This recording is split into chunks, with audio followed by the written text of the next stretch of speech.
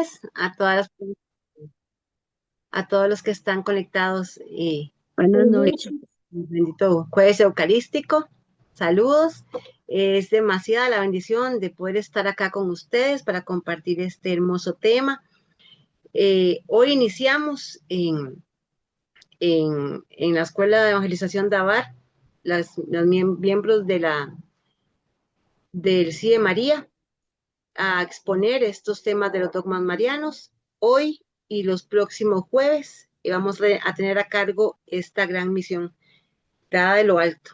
Señor, tuvo la misericordia de habernos tocado y habernos llamado para que humildemente estuviéramos atentos a su voz y pudiéramos preparar estos temas a la luz de su Santo Espíritu. Entonces, a todos, muchas gracias y voy a compartir la presentación de esta noche. Un segundito porque estoy con un dispositivo que nunca había utilizado.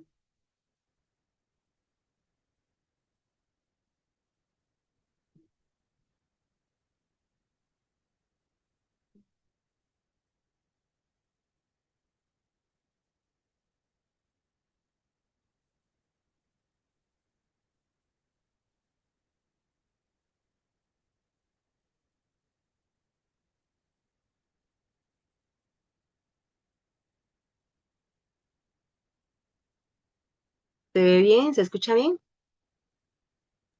Sí, Sí, ahí se ve bien, Tati. sí se ve. Listo. Bueno, muy buenas noches. Iniciamos estas enseñanzas con el primer dogma de la maternidad divina.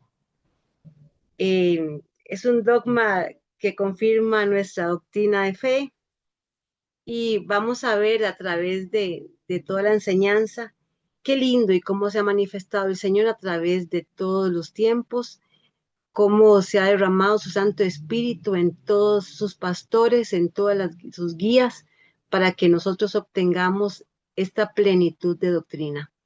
Así que todos vamos a estar con un corazón muy abierto, como esponjitas, para poder recibir del Señor todas estas enseñanzas. Amén. Amén. Amén.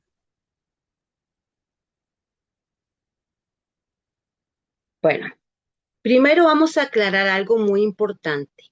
¿Por qué?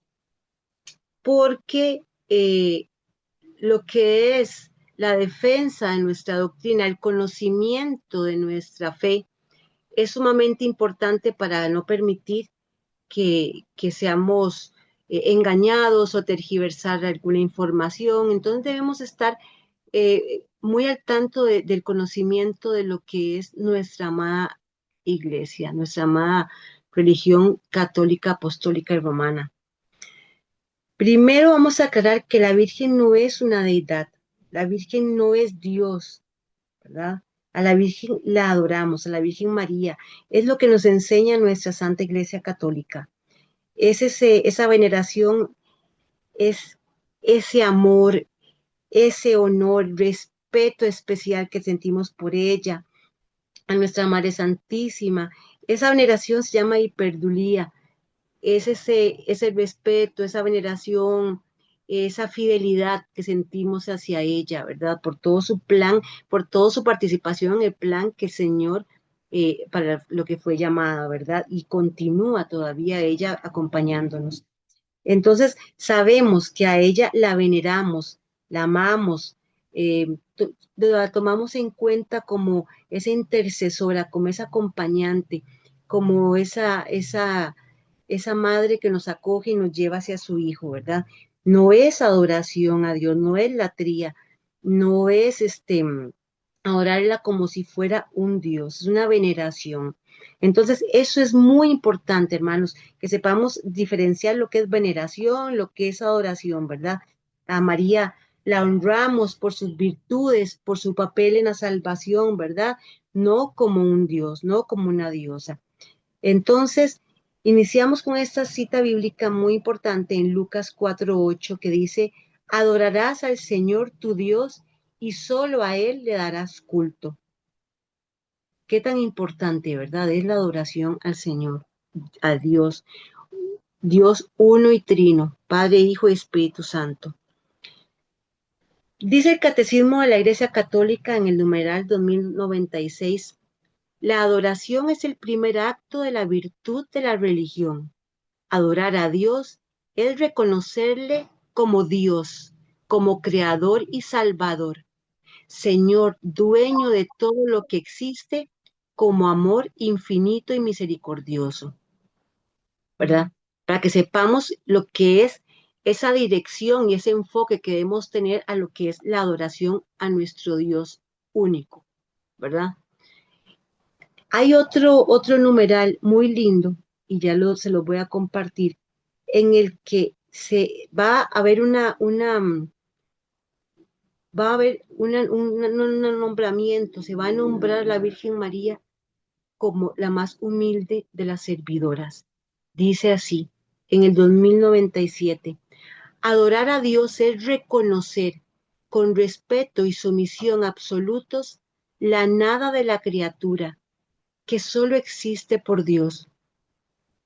Adorar a Dios es alabarlo, exaltarle y humillarse a sí mismo, como hace María en el Magnificat, confesando con gratitud que Él ha hecho grandes cosas y que su nombre es santo.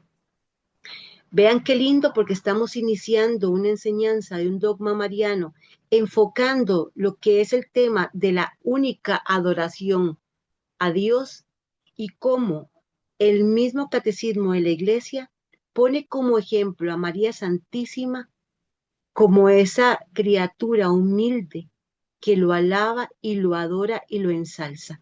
Así que qué más ejemplo que es para nosotros nuestra Madre Santísima, que hasta es nombrada en este numeral como ejemplo de adorar a Dios. Recordamos como en las primeras dos oraciones del Magníficat dice, proclama mi alma la grandeza del Señor, se alegra mi espíritu en Dios, mi Salvador, porque ha mirado la humillación de su esclava. Ella, siendo nuestro ejemplo, siendo ese espejo en el que podemos nosotros reflejarnos, es la que nos dice cómo alabarlo y cómo adorarlo. Así que estemos bien conscientes, hermanos, que nosotros como católicos no la alabamos a ella, no la adoramos a ella, la veneramos con todo nuestro amor, ¿verdad? Y que toda nuestra gloria, toda la alabanza, todo el poder y majestad sea únicamente para Dios. Ahora sí, ya teniendo claro lo que es la adoración a nuestro Dios y que lo tengamos claro como católicos, porque ciertamente hay ciertas personas que tienen prácticas que no corresponden a esta introducción que acabo de dar, pero sí debemos tener esa disciplina y estar conscientes de cómo practicamos nuestra fe. Y si es de comentar, de ayudar, de hacer una sana corrección a nuestro hermano, pues es muy importante que lo hagamos porque debemos tener ese orden de esa poner al Señor en ese lugar tan alto, tan principal, primordial y único en nuestra adoración como católicos. Ahora sí, vamos a decir, ¿qué es un dogma? Los dogmas es una creencia, un principio que se considera verdad absoluta, verdad innegable y firme, algo firme y absoluto. ¿Qué dice acá la imagen que les compartí? Los dogmas de la Iglesia Católica o dogmas de fe son la base de la doctrina de la Iglesia. Son verdades que han sido reveladas por Dios, transmitidas entre los apóstoles a través de la escritura y la tradición. Vean qué importante cuando ponemos tradición con T mayúscula, ¿verdad?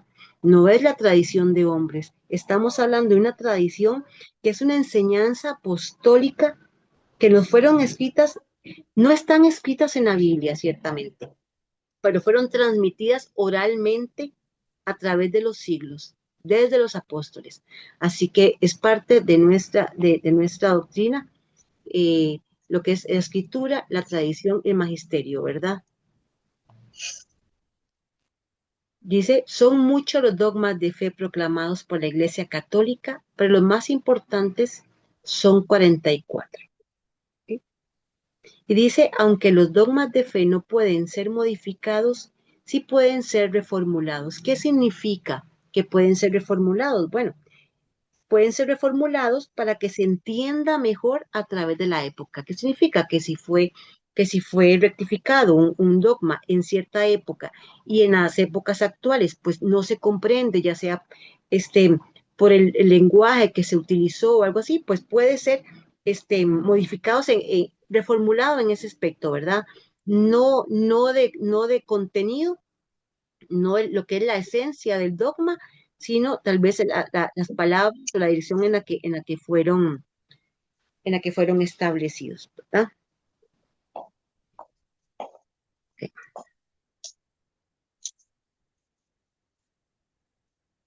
Hay un documento de la iglesia que se llama Marialis Cultus. Es una exhortación apostólica, se llama El culto a María, de San Juan Pablo VI. Se hizo para que tuviéramos todos los católicos un recto y ordenado culto a la Santísima Virgen María. De lo que hablé en un principio, que a veces hay personas que se pasan, que se exceden. No estamos hablando que no tengan una mala intención de corazón, sino que a veces hay malas prácticas eh, que no se deben hacer o excesos que no se deben hacer. Entonces existe esta exhortación apostólica que nos da como esos lineamientos importantes para todos nosotros y que podamos venerar a la Santísima Virgen María de una manera más ordenada o más desarrollada y recta, ¿verdad? Ok. Dice, sobre la veneración de los fieles. La veneración de los fieles hacia la Madre de Dios ha tomado formas diversas según las circunstancias de lugar y tiempo. Nos podemos a pensar cómo es que puede cambiar la veneración de María en diferentes circunstancias. Pues en diferentes circunstancias podemos estar hablando aquí de diferentes advocaciones, de diferentes prácticas. No es lo mismo acá en Centroamérica, perdón, que en América del Norte, en América del Sur, en Asia, en Europa, ¿verdad? Vemos cómo hay advocaciones que se nos ofrece a María Santísima, desde lo que son los mares, cielos, eh, situaciones especiales como la maternidad divina, dependiendo de la circunstancia, del lugar, de la época, pues tenemos diferentes circunstancias, ¿verdad? Diferentes formas en que los fieles veneramos a nuestra Madre Santísima, diferentes en todo lugar, pero sabemos que es ella misma, ¿verdad? Ayer vi, el Día de la Virgen de, de, de Fátima, vi una imagen muy linda, la hubiera compartido acá, donde está la Madre Santísima y llega un angelito y le dice, hoy te toca este traje, y era el traje de la Virgen de Fátima. Algo muy lindo, ¿verdad? Como nuestra Madre Santísima en cada vocación, pues nos transmite esa cercanía dependiendo de la circunstancia en la que nos hemos visto como llamados, ¿verdad? A venerarla en ciertas formas. Bueno, yo muy particularmente, y como salesiana, me inclino como por María Auxiliadora, ahora que empieza mañana la novena. Ese fue un anuncio. Ok, vamos a continuar con un punto muy importante de esta exhortación apostólica, y son los ejercicios de piedad trinitaria y cristológica. ¿Qué significa, hermanos? Significa que todos los ejercicios de piedad que hagamos hacia nuestra Madre Santísima tienen que tener un trasfondo trinitaria y cristológica. ¿A qué me refiero? Bueno, sabemos que al rezar el Santo Rosario, dependiendo del día, pues tenemos esa riqueza que tenemos nosotros como iglesia, a través dependiendo del día, pues rezamos ciertos misterios, ¿verdad? ¿Y de qué tratan los misterios? Tratan de la vida de Jesús. Entonces, ¿qué significa? Que todos esos ejercicios de piedad van a estar orientados hacia Cristo, hacia la Trinidad, y lo vemos reflejado tal cual. La participación de nuestra Madre Santísima en la vida de Jesús hace que a través de ella podamos enfocarnos en Él, no por ella, o sea, a través de ella, pero hacia Él. Siempre nos ha dicho la iglesia que podemos caminar hacia Jesús por medio de María. María nos lleva a Jesús.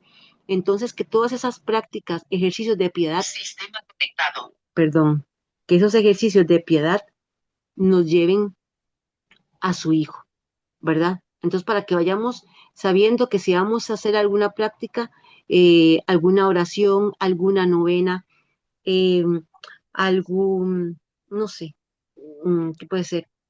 Cualquier práctica de piedad que hagamos en nombre de nuestra Madre Santísima, pues que nos lleve a Cristo, ¿verdad? Y a la Santísima Trinidad tiene que ser ese el enfoque. Y vean qué lindo lo que dice esta exhortación apostólica, que ella ocupa el puesto más alto después de Cristo. Qué lindo, ¿verdad? Qué lindo. ¿Por qué? Porque después del Padre, Hijo y Espíritu Santo, a quien escogió Dios para, para hacer efectivo ese plan de salvación, así como Él lo quiso, fue nuestra Madre Santísima. Entonces ella tiene ese lugar increíblemente privilegiado, ¿verdad? Imagínate lo que es cuando nosotros decimos que va a ser el lugar más alto después de Jesús, aquí es donde vamos a enfocar lo que es la importancia de esos dogmas. ¿Por qué? Porque los dogmas marianos tenemos que tener muy en claro, hermanos, que esos dogmas marianos no fueron, no son por mérito de María en sí, sino de la participación de ella en el plan de salvación. No voy a hablar de los demás dogmas porque les toca a mis compañeras, pero enfocada en el dogma que me tocó a mí, María, Madre de Dios, pues es obvio y es evidente que el dogma es por haber sido la madre del Señor, ¿verdad? Entonces, vean qué lindo que es ponerle estos puestos, ponerle estos lineamientos que hace esta exhortación apostólica, para que podamos venerarla con toda la tranquilidad y, y, y, y dentro de la normativa, ¿verdad? Dentro de lo que nos dice nuestra Iglesia Católica. Okay.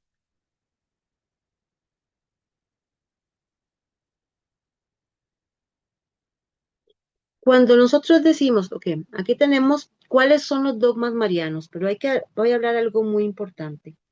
Cuando decimos de un dogma, no es que se nos imponen y nos obligan a creerlo, es que tenemos que saber que es un dogma de fe, es parte de, ya, no es que me obligan, que es opcional o que no, es el dogma, son los dogmas, son la doctrina de nuestra iglesia.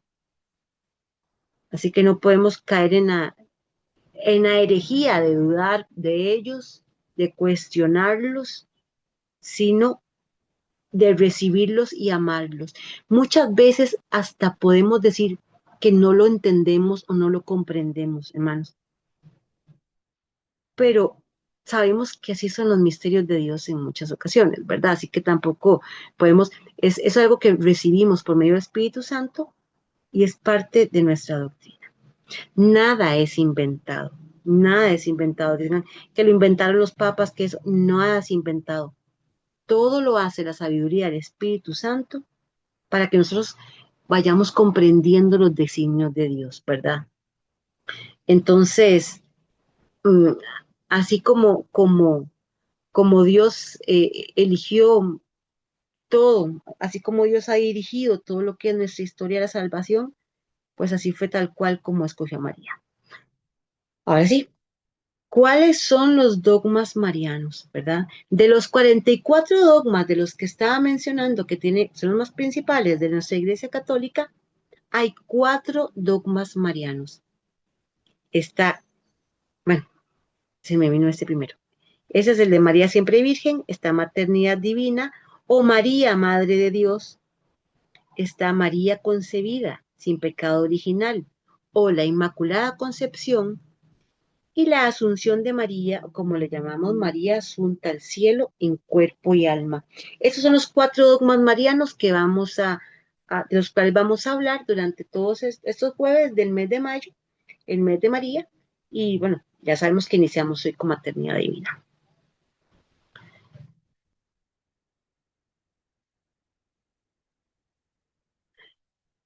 Vamos a hablar sobre el fundamento bíblico de este dogma. Okay.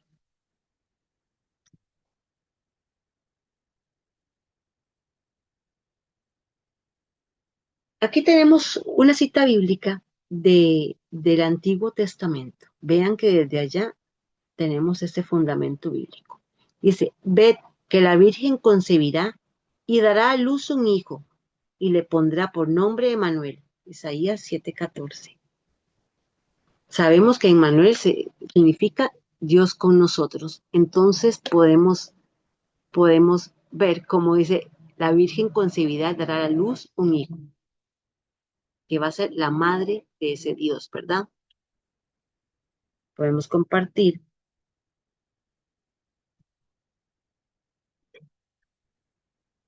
En Lucas 1:43, Isabel dice, ¿quién soy yo para que la madre de mi Señor venga a visitarme?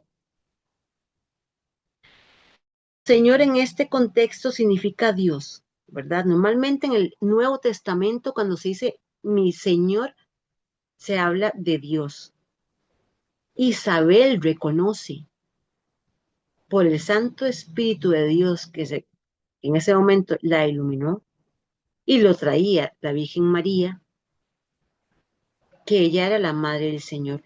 Aquí les voy a contar una anécdota. Un día estaba viendo a un apologeta, de esos defensores de nuestra doctrina, conversando con un protestante, y curiosamente era con esta cita bíblica, por eso es que lo voy a traer a cotación. Hablaba a este protestante y decía que María no era madre de Dios, que era madre de Jesús, hombre, nada más. Y el apologeta le empezó a explicar y le empezaba a explicar y seguían con esta cita. Le hacía ver cómo la palabra Señor, porque para ellos si no decía Madre de Dios explícitamente, no era bíblico. Hay muchas cosas en la palabra que no están explícitas, están implícitas. Entonces, ahí es donde todos debemos reforzar lo que es este entendimiento, lo que es este conocimiento de la palabra para no caer en dudas y para poder explicar a algún hermano que nos quiera hacer la consulta, ¿verdad? 30 minutos duró ese muchacho explicándole esta cita y la leían de atrás para adelante y de adelante para atrás hasta que el Espíritu Santo se posó sobre ese muchacho y dijo, así lo dijo, vean, le dijo, hermano, no voy a retorcer más la palabra, así le dijo, a mí me llamó la atención, no voy a retorcer más la palabra. Ciertamente, Isabel dijo, eh, la madre de mi Dios, la madre de mi Señor. Claro, ahí todo el mundo se lo respiró, ¿verdad? Y el otro apologeta hasta que sudaba. Pero qué bendición que es que lo vemos así en vivo, en un programa, como el Espíritu Santo actúa, wow, en esa persona que tiene tal vez un corazón muy dispuesto, que no solo llega a debatir, sino un corazón dispuesto a aprender y dispuesto a recibir la verdad, que ya media hora después dijo que sí, que esta cita hablaba de Dios. Vean qué cosa, ¿verdad? Bueno, bendito Dios que, que así van empezando y ojalá que siga indagando para que la verdad lo lleve a la verdadera iglesia fundada por Jesucristo. Dice la palabra en Juan 1:14, el verbo se hizo carne. ¿Qué significa? Significa que Dios se hizo hombre. No es que simplemente habitó en un hombre. Recuerden aquella frase del credo que dice eh, engendrado, no creado. Bueno, por eso ya es otra herejía que después hablaré. Engendrado, no creado. Por eso es que podemos identificar acá. Eso significa que Dios se hizo hombre. Y obviamente, si se hizo hombre, fue por medio de una mujer, ¿verdad? Por medio de una madre. No fue creado. Otra cita bíblica muy importante es esta, Gálatas 4:4, que San Pablo dice, Dios envió a su Hijo nacido de mujer. Dios envió a su Hijo nacido de mujer, ¿verdad? Podemos ver esos fundamentos bíblicos sumamente importantes.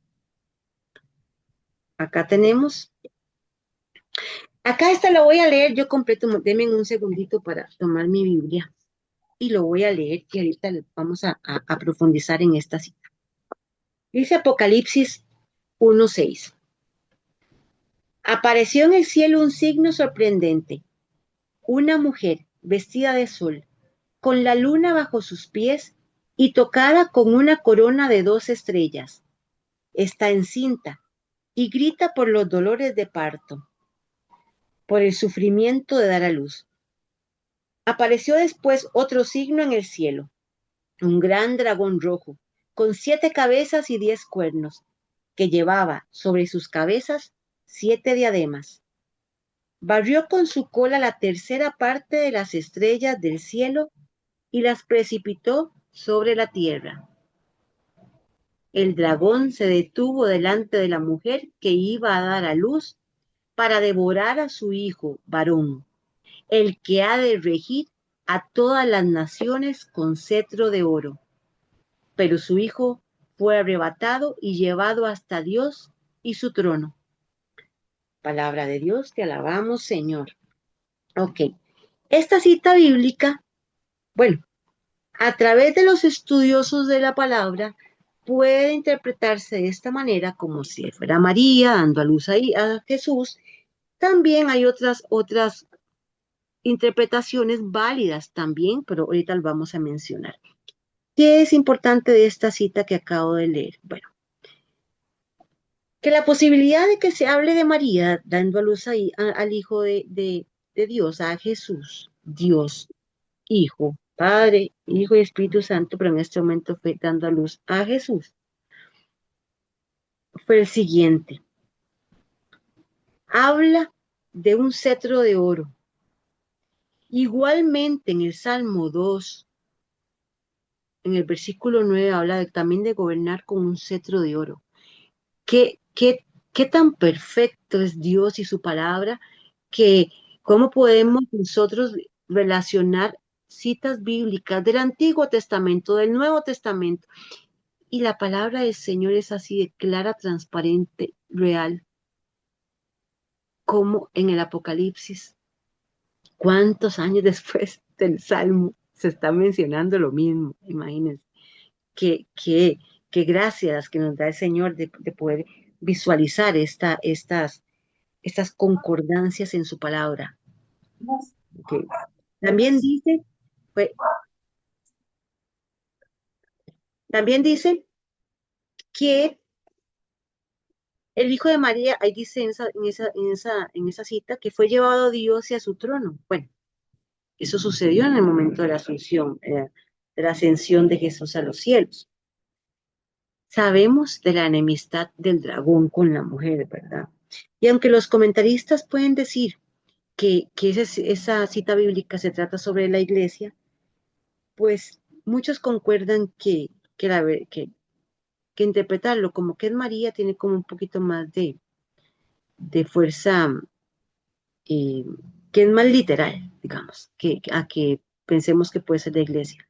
Entonces lo vamos a tomar también como una cita bíblica que tiene un fundamento para este dogma, ¿verdad?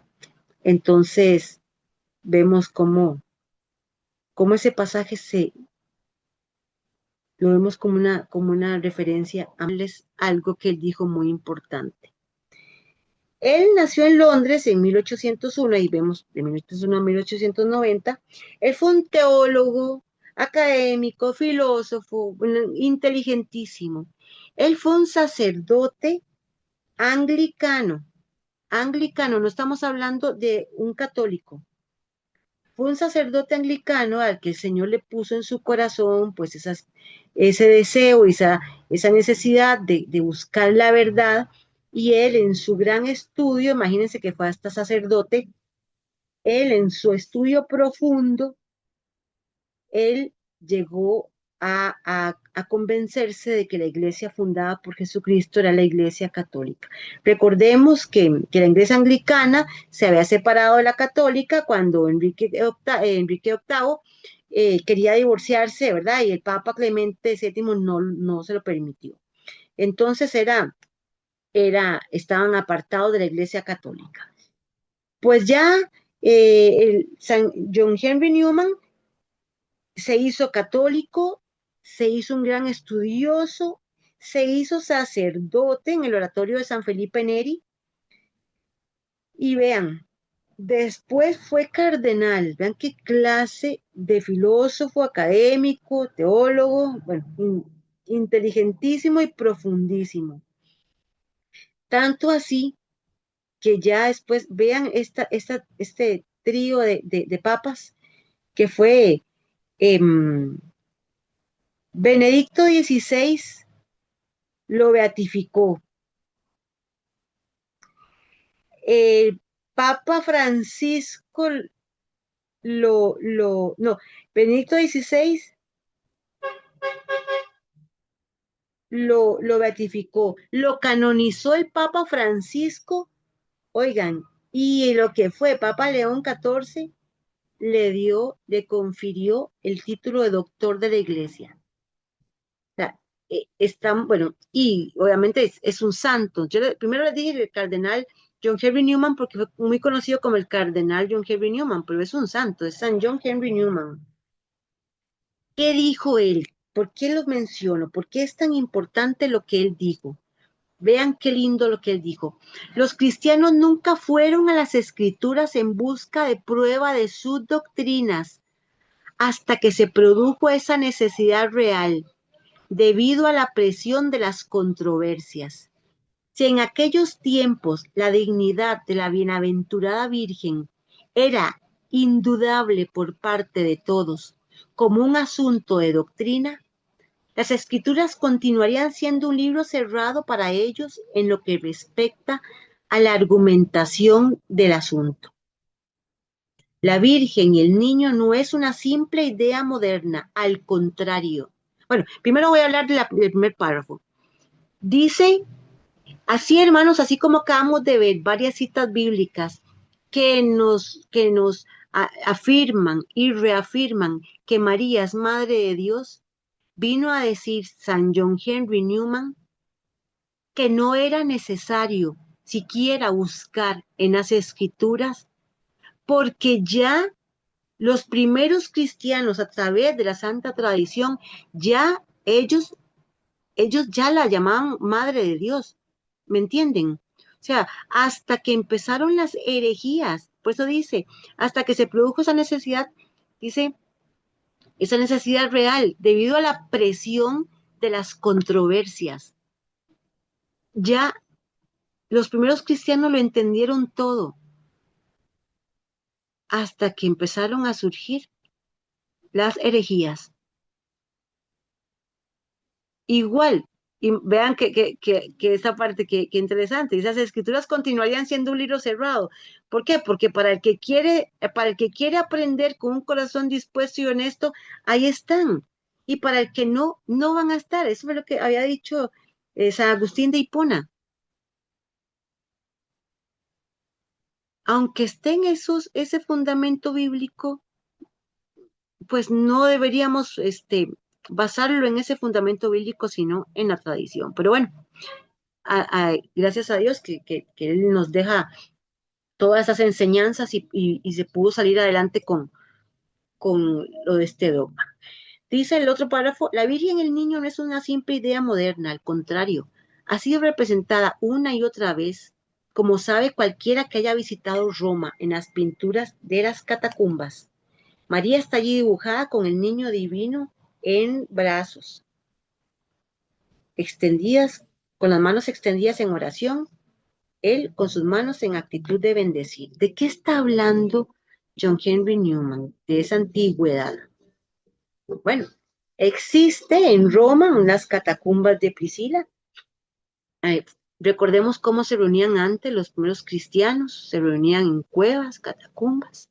Ahí se enseñaba la palabra de Dios, ahí estas se enterraban a los primeros cristianos, en esas catacumbas hay pues sarcófagos, hay muchos nichos. Yo no he tenido el privilegio de ir, me imagino que por aquí también sí hay gente que ha ido, yo no, pero he visto en fotos todos los nichos y lo que son esos frescos que están hasta el día de hoy. Imagínense que esos frescos se dice que fueron pintados a mediados del siglo II, hasta por ahí del 150, imagínense, que es como las representaciones más antiguas. Entonces, en esas catacumbas, pues hay una gran riqueza de nuestro pasado, sí, es un gran, hay un tour, sí, es demasiado concurrido por la misma riqueza de nuestro pasado, ¿verdad? Allí también hay muchos restos de innumerables mártires. Recordemos que antes eran, bueno, antes de que la religión pues dejara de ser perseguida, pues murieron muchos mártires y ahí también están enterrados, ¿verdad? Por eso es que es un lugar tan importante de peregrinación, esas catacumbas. Entonces podemos ver cómo ese fresco por ahí del año 150, digamos, porque dicen que es a mediados del siglo II, ya era una representación de la Virgen María, o sea, se le veneraba a ella de esa manera, ¿verdad? Y muchos, muchas personas le dan mm, el valor que le corresponde, hay otros que no, pero sabemos por nuestra santa tradición eh, y por escritos muy antiguos que así era como ellos se reunían y así eran como ellos representaban sus doctrinas, ¿verdad? Entonces nos queda, gracias a Dios que todavía nos quedan estas referencias tan lindas y tan importantes y que se mantengan con tanto tiempo, ¿verdad? Coloridas y tal cual fueron pintados esos frescos en esa época. Ok. Pero entonces, ¿qué fue lo que pasó? Si no era necesario el fundamento bíblico, entonces, ¿por qué? ¿Por qué se tuvo que defender con un fundamento bíblico? Vamos a ver qué fue lo que pasó, qué originó que se rectificara este dogma. ¿Qué fue lo que pasó? Bueno, ay, se me sale este. Aquí. Ok. Bueno, la controversia Teotocos. Ok. Nestorio, Nestorio fue un monje célebre por su elocuencia, el patriarca de Constantinopla. Vea, él nació en Siria, pero fue nombrado patriarca, fue como obispo, ¿verdad? Como el obispo de Constantinopla. Muy inteligente, muy elocuente era Nestorio, pero Nestorio se opuso a llamarle a la Virgen Madre de Dios, o sea, Teotocos. Él decía que en su lugar tenía que ser Cristotocos, o sea, Madre de Cristo. Él estaba separando a Jesús en humano y en divino, ¿verdad? Él afirmaba que debía ser llamada Madre de Cristo, pero no Madre de Dios. Bueno, el problema es que Nestorio separaba a las dos personas, humana y divina. Entonces la iglesia responde que Cristo es una sola persona, con dos naturalezas. La madre no da luz a una naturaleza, sino a una persona. La persona de Cristo es divina. Entonces aquí vemos cómo eso generó un gran conflicto, un gran conflicto.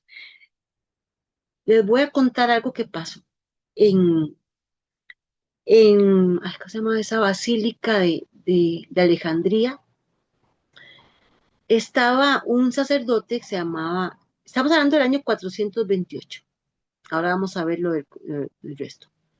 En el año 428 estaba celebrando un sacerdote llamado Proclo. Proclo en su homilía habló sobre María, Madre de Dios, ¿verdad? María, Madre. Eso fue en la Basílica de Constantinopla, perdón.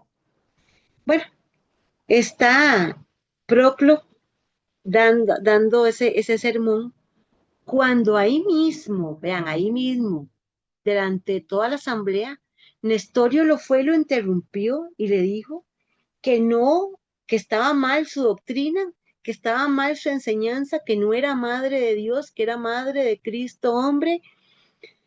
Bueno, ustedes no se imaginan la que se armó ahí.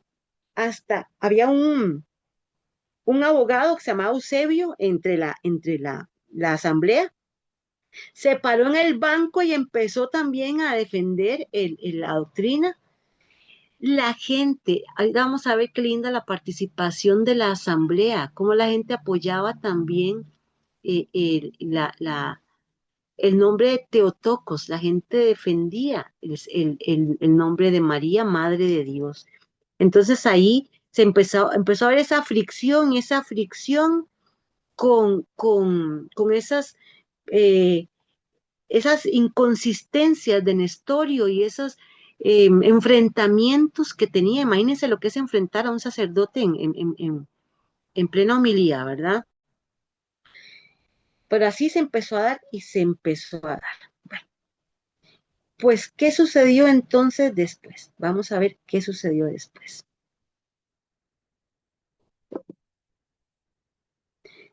Esta controversia que empezó Nestorio, y no crean, no solo Nestorio, también tuvo sus seguidores, ¿verdad? Obviamente. Y hasta el día de hoy. Por eso lo vemos aquí. Esta controversia se resolvió en el Concilio de Éfeso en el 431. Recuerden que lo que les conté de que pasó en la Basílica de Constantinopla fue en el 428. Ya en el 431, en ese tercer concilio ecuménico, fue convocado Nestorio, patriarca de Constantinopla. Esas situaciones separaban a la iglesia, ¿verdad? Imagínense la conmoción que tenían pastores, los fieles. Esta situación fue muy, muy preocupante y se extendió a lo largo de las diferentes iglesias en ese momento fundadas, diferentes patriarcas, eran alrededor de 5. En este concilio ya se definió solemnemente que María es Madre de Dios. Bueno, se condenó el nestorianismo. Por ser nestorio, se le llamó a ese movimiento nestorianismo y se proclamó a María como la Teotocos, Madre de Dios, ¿verdad? Estableciendo que Cristo es una sola persona con dos naturalezas unidas.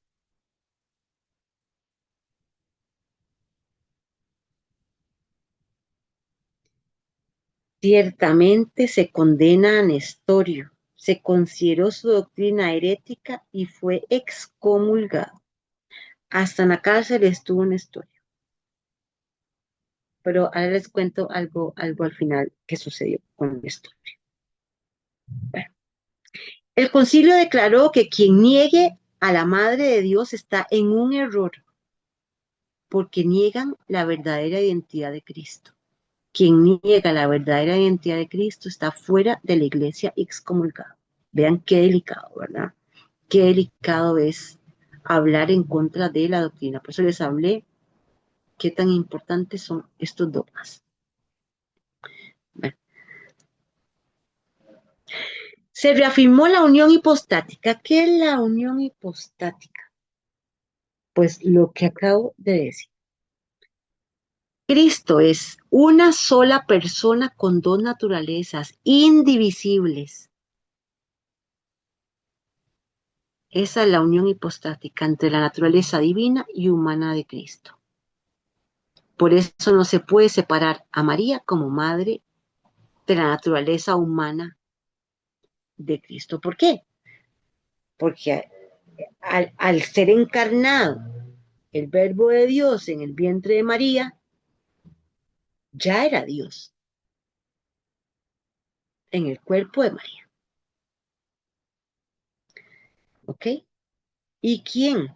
¿Quién fue ese valiente? San Cirilo de Alejandría fue el que defendió con firmeza y tomó la batuta. Muchos lo apoyaban, muchos sacerdotes, patriarcas, las asambleas apoyaban a Cirilo, a Cirilo de Alejandría, que fue quien enfrentó a Nestorio en ese concilio. Les iba a contar algo muy lindo. Vean aquí donde dice reacción popular. La condena fue recibida con alegría por el pueblo que aclamó Santa María, Madre de Dios. Recuerden cuando les conté lo que pasó en la Basílica de Constantinopla. No solamente discutieron Nestorio con Proclo y con el abogado Eusebio, sino, como les comenté, la asamblea también participó. La asamblea también defendía. Y la asamblea todo en ese tiempo, vea qué lindo cómo somos parte del cuerpo de Cristo, porque también somos parte de. Obviamente está la jerarquía, pero también somos parte de la iglesia. Qué importante es ese acompañamiento, esa oración, ese mantenerse en vilo, defendiendo la doctrina de nuestra Santa Madre Iglesia, ¿verdad? Entonces, en ese momento que se dio, que se dijo saliendo del concilio, que se había proclamado que María era Madre de Dios, vea, ahí estaba fuera la gente del concilio, las asambleas con antorchas gritando María, Madre de Dios, Teotocos, Teotocos. Vean qué lindo. Y esto me recuerdo tanto como cuando, cuando, cuando fallece un papa, cuando sean estos cónclaves, cómo vemos reunida al pueblo de Dios orante. Ustedes han visto, ¿verdad? Qué lindo que se ve ahí en la Plaza San Pedro, toda la gente orando incansablemente.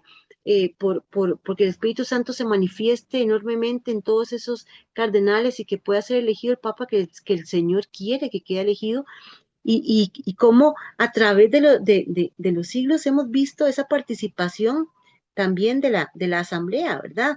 Así que en este momento pues hago un paréntesis y qué importante es, hermanos, que nosotros como el pueblo de Cristo eh, apoyemos y oremos siempre por nuestros sacerdotes, por nuestros obispos, por el Papa, porque vean qué importante que es también nuestra participación en oración, en apoyo, en estar, en que ellos se sientan que también tienen ese acompañamiento también de nosotros, ¿verdad?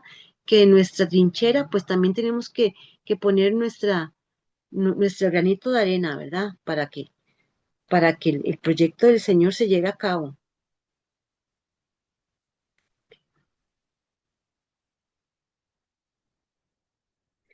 ¿Qué nos dice el catecismo de la Iglesia Católica? Bueno, el catecismo de la Iglesia Católica, ya como estamos en este tema de los dogmas, dice, llamada en los evangelios la Madre de Jesús, María es aclamada bajo el impulso del Espíritu como la Madre de mi Señor. Esperen que ese fue desde antes del nacimiento de su Hijo. En efecto, aquel que ella concibió como hombre por obra del Espíritu Santo y que se ha hecho verdaderamente su Hijo según la carne, no es otro que el Hijo eterno del Padre, la segunda persona de la Santísima Trinidad. La Iglesia confiesa que María es verdadera Madre de Dios. ¿Ven? Y aquí ponen entre paréntesis el concilio de Éfeso, que es de lo que acabamos de hablar. Esta reafirmación del catecismo de la Iglesia Católica de María como verdadera Madre de Dios no significa que sea superior. Y ya lo vimos desde un principio. Ya sabemos el lugar tan importante que tiene nuestra Madre Santísima por debajo de su Hijo Jesucristo, ¿verdad? Es un dogma que reafirma esa unión entre lo divino y lo humano de Cristo. Entonces, es llamado el dogma, el primero principal dogma, porque a partir de este, pues surgen otros dogmas que después vamos a ir viendo con los demás jueves. Vean qué bonito. ¿Qué dicen los padres de la iglesia? Aquellos, aquellos que trabajaron tan fuertemente al lado del Espíritu Santo para poder crear las doctrinas de nuestra Santa Iglesia Católica. ¿Qué opinaron en ese momento? Esos padres de la iglesia, decía Juan Pablo II en una carta apostólica, Patres Ecclesiae, son aquellos santos que con la fuerza de la fe, con la profundidad y riqueza de sus enseñanzas, la engendraron y formaron en el transcurso de los primeros siglos. Vea qué importancia que es ese trabajo que hicieron nuestros padres de la iglesia. Nos dejaron esa profundidad y esa riqueza de fe, todas esas doctrinas, todas esas verdades de fe. Ok. Vean los años, estamos hablando del siglo III, siglo IV. Vean que fue hasta antes del concilio. Todos esos son santos, pero no le puse san, pero veamos. Vamos, Cirilo de Alejandría fue el principal defensor teológico del término Teotocos en el concilio de Éfeso contra Nestorio, ¿verdad? Argumentando que si Jesús es Dios y María es su madre, pues ella es la madre de Dios, ¿verdad? San Atanasio de Alejandría, ya utilizaba el término Teotocos para hablar de la naturaleza humana y divina de Cristo, o sea, aquella unión hipostática, ya en ese año, imagínense. Gregorio Nacianceno defendió que quien no acepta a María como la Teotocos está separado de Dios. Vean que eso fue que nació 100 años antes del concilio, imagínense. San Juan Crisóstomo utilizó el término Teotocos para reafirmar la verdadera encarnación de Dios. San Ambrosio de Milán promovió la idea de la maternidad divina, pero de manera teológica, ya influyendo en la iglesia occidental. Todo eso pasó en Oriente, pero ya era para difundirlo como verdad de fe, antes de un concilio. Vean qué increíble cómo a través de los años, aunque ya para los primeros cristianos era tan lógico, tan afianzada en ese nombre de María como Teotocos, que a los años Nestorio empieza con esa herejía, ¿verdad? Y se llevó a varios en la colada. Y eso no fue suficiente, hermanos. Que aún hoy día hay nestorianos. Es algo que uno no puede comprender. ¿Cómo es posible que hoy día encontramos todavía nestorianos, arrianos también? Les voy a comentar una anécdota de Nestorio. Es que miren que fue una pérdida. O sea, Nestorio fue un gran patriarca, muy inteligente, muy elocuente. Fue como lástima haber perdido un elemento tan bueno, ¿verdad? Y que él haya sido provocado esta herejía y fue el padre de esa herejía, ¿verdad? Qué duro, qué doloroso, porque Nestorio se dice que era sumamente estricto. De hecho, dicen que Nestorio, cuando era patriarca, eh, él quemaba capillas arrianas. Acuérdense de Arrio, que también fue otro obispo hereje también, que hablaba de que Jesús no era Dios, de que Jesús era como secundario, que había nacido de Dios, pero que, bueno, esa fue otra herejía que ya se había, se había aclarado, ya había otro concilio, pero Nestorio hasta les quemaba las capillas, imagínense, a los arrianos. Y él lo hizo. Él creó otro movimiento hereje. Vean qué increíble. Bueno, voy a terminar para contarles una anécdota. Bueno, cuando Nestorio estuvo encarcelado, les voy a contar nada más para terminar con Nestorio. Nestorio le escribió un libro y vieran que él en el libro puso al final que él había sido malinterpretado. ¿Qué sienten ustedes cuando oyen que Nestorio dijo al final de su vida, encarcelado, preso y todo, que él había sido malinterpretado? Sienten como un aire de arrepentimiento, ¿verdad? Puede ser. Sigamos. Ahorita les cuento cómo murió. Seguimos. Dijo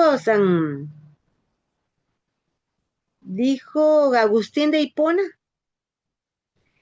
Agustín de Hipona defendió la santidad de María y su papel como madre de Dios frente a las controversias de su tiempo. O sea, desde ese momento ya Agustín de Hipona defendía a Teotocos de cualquier teoría que quisiera eh, minimizar o separar a María como madre de Dios.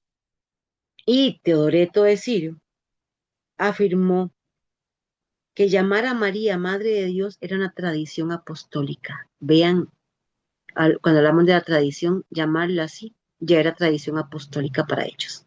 O sea que los primeros cristianos, los que recibieron las primeras enseñanzas de los apóstoles, así era como era llamada y debía seguir siendo llamada.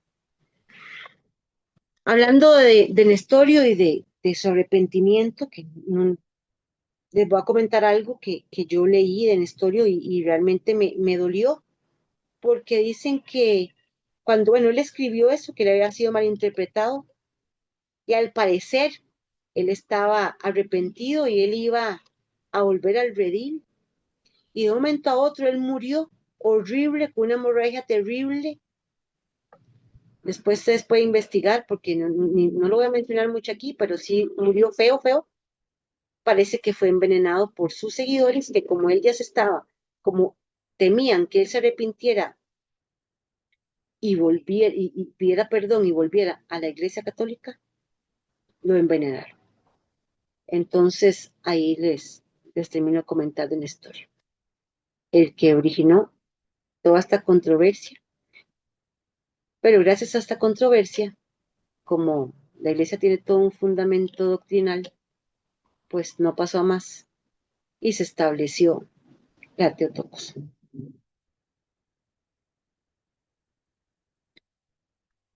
Podemos ver en esa imagen ese montón de santos. ¿Quién, quién no ha visto un santo que que no venere a María como Madre de Dios?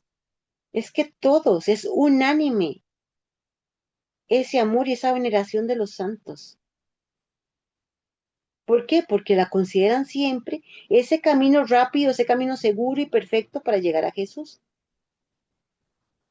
Y siempre se ha descrito a María Santísima como una intercesora, como poderosa, como ese modelo de humildad y obediencia. Por eso se llama Reina del Cielo, es una criatura llena de gracia. Y todos los santos la vieron a ella como un ejemplo de devoción, de amor, para ir alcanzando esa santidad y llegar a Jesús. Cada uno que tenga una devoción, cada uno que estamos aquí, que tengamos alguna devoción hacia algún santo, ¿verdad? Que le tengamos cierto cariño, le demos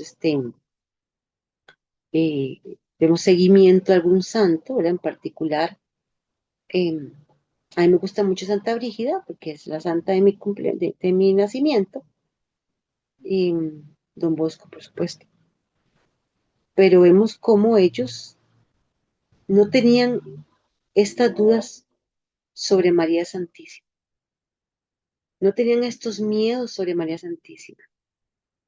Todas esas amenazas que recibimos de otras personas que tal vez no tienen este conocimiento, no se han acercado a recibir la doctrina de que podemos, de que parece que adoramos más a María que a Dios, que le damos más culto a María, que, que la ponemos por encima de Dios, pues es un error. Y nunca, ningún santo, ninguno dudó sobre el verdadero papel de María Santísima en nuestro crecimiento como cristianos, ¿verdad?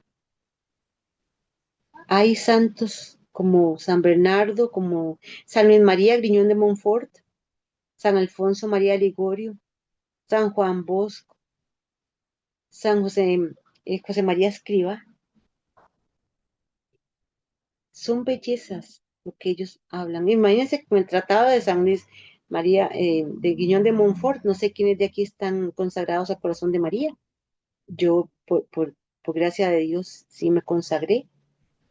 Ciertamente ese tratado de la devoción uno lo va estudiando día a día y, y hay cosas como que llaman mucho la atención de la veneración a María, pero inmediatamente, bueno, yo lo había hecho con los heraldos, el sacerdote eh, explicaba cómo a través de esa veneración y esas prácticas eh, nos consagramos a María, a Jesús por medio de María, pero nuestra meta es Jesús, obviamente, con ella como mediadora. San Francisco de Asís fue el que dijo la frase, Dios os salve María, Madre de Dios. Ningún santo la vio como una deidad, la vio como una criatura sublime, como una madre de gracia, que guía a todas las almas hacia Jesús. Todos ellos fueron conscientes. Y si nuestro camino, hermanos, es la santidad, pues podemos seguir sus pasos sin ningún miedo, sin ninguna duda. Para eso tenemos esta riqueza de magisterio, palabra y tradición. Podemos aclarar todas nuestras dudas. No permitamos, no dejemos que ninguna herejía externa nos separe y nos haga dudar de las prácticas que todos realizamos. No permitamos que nadie nos quiera dejar huérfanos, porque lamentablemente quienes están fuera de, quienes la, la maltratan, quienes quieren separar a María de nuestro camino hacia Jesús, lamentablemente son como huérfanos que no tienen esa madre que interceda por ellos. Bueno, algo muy lindo que les voy a comentar también, que Santo Tomás de Aquino también habló sobre María, sobre naturaleza. Él dice que María, aunque María no engendró la naturaleza divina, engendró según la naturaleza humana a la persona de Cristo. Oigan qué lindo. No engendró la naturaleza divina, engendró según la naturaleza humana a la persona de Cristo, que es verdadero Dios y verdadero hombre. La naturaleza del engendramiento. La madre es madre de la persona que nace. Como la persona nació de María, es la persona divina del Verbo, ella es la verdadera madre de Dios. Y también dice Santo Tomás de Aquino, la maternidad no se limita a la carne, explicó. Aunque la carne de Cristo no existía desde la eternidad, la persona que se encarnó sí lo es. Y María es la madre de esa persona encarnada. Tan lindo que es esas explicaciones de estos santos teólogos, doctores de la iglesia que nos dejan estas enseñanzas tan lindas.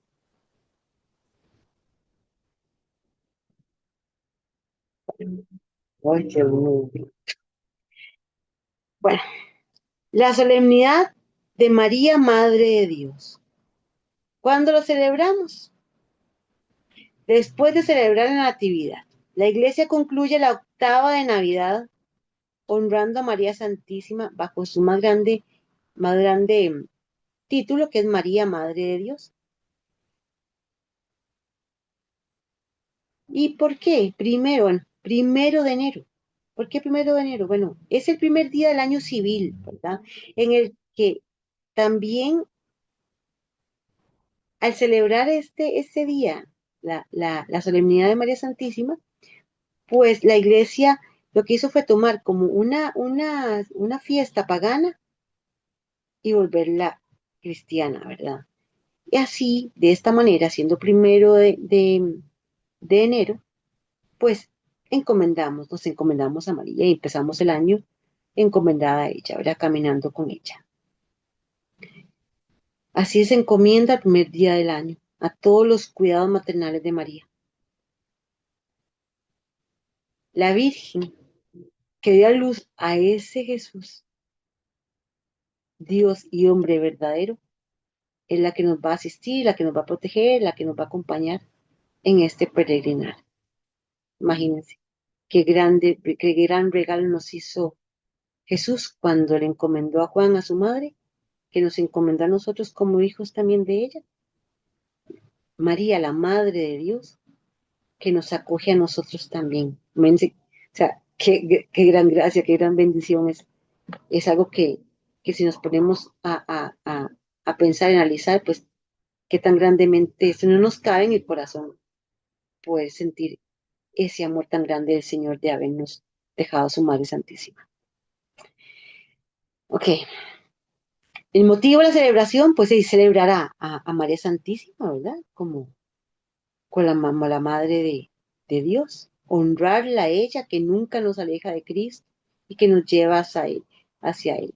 El motivo de esa celebración, el motivo de la Teotocos, es celebrar que a través de los siglos, a través de la historia, esos valientes padres de la iglesia, esos valientes sacerdotes, obispos, esas asambleas valientes, creyeron firmemente en la doctrina de nuestro Señor Jesucristo, en la doctrina de la Santa Iglesia Católica y defendieron a capa y espada de todas esas herejías. Hay que celebrar. Y algo muy importante, recordemos que esa fecha es un día de precepto. Es una solemnidad en que tenemos, suena muy feo decir la obligación, es un día que debemos ir, es un día muy conmemorable, es un día muy solemne que debemos ir a misa.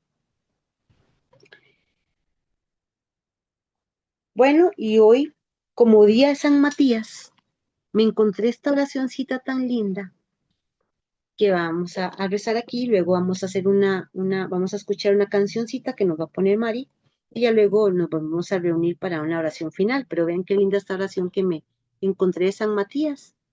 Dice: Dios omnipotente, que escogiste en lugar de Judas el traidor, a tu siervo Matías, para que fuese contado entre los 12 apóstoles, concede que tu iglesia, preservada siempre de falsos apóstoles, sea gobernada y dirigida por fieles y verdaderos pastores mediante Jesucristo nuestro Señor.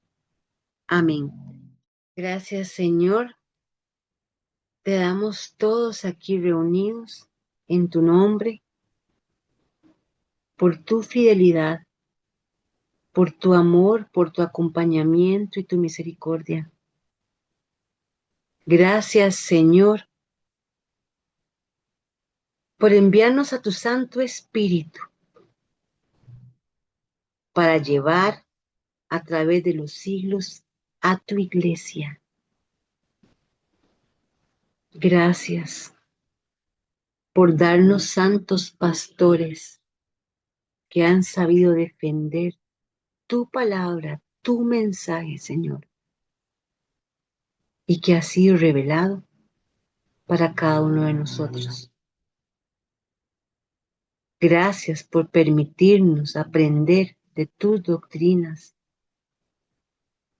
Gracias por el derramamiento que haces en nuestro corazón, en nuestra mente, y que va a permanecer en nosotros para que llevemos este mensaje a los demás. Gracias por reunirnos como tu pueblo. Gracias por hacernos partícipes, Señor, de este plan tan maravilloso tuyo. Porque para todos tienes un llamado, Señor. Y el de nosotros es compartir la buena nueva. Gracias, Señor, por dejarnos a tu Madre Santísima como esa compañía, como esa abogada de su mano caminando hacia tu Hijo amado. Santo Espíritu de Dios, así como has iluminado a tu iglesia a través de los siglos, ilumínanos. No permitas que falsas doctrinas ataquen nuestros hogares, nuestros oídos, que toquen nuestras puertas. Danos ese amor al prójimo para que sepamos compartir tu palabra, tus mensajes con los demás, con caridad y con amor. Danos esa elocuencia, danos la sabiduría, danos el amor, la paciencia, el acompañamiento y la perseverancia para poder llevarte en nuestra boca y, lo más importante, en nuestros actos. Te pedimos, Señor, que sepamos siempre valorar a nuestra Madre Santísima, a defenderla de tanto ataque y amarla. Ayúdanos, Señor, a ser fieles y a mantenernos firmes en la fe. Dijiste en tu palabra que crecerá trigo y cizaña, Señor, pero las puertas del infierno no prevalecerán, y así se ha mantenido tu santa iglesia, Señor, que a pesar de herejías, a pesar de errores, son errores humanos porque tu doctrina se ha mantenido, Señor. Gracias por hacernos pertenecer a esta verdadera iglesia fundada por ti. Bendito y alabado seas, Señor, glorificado seas.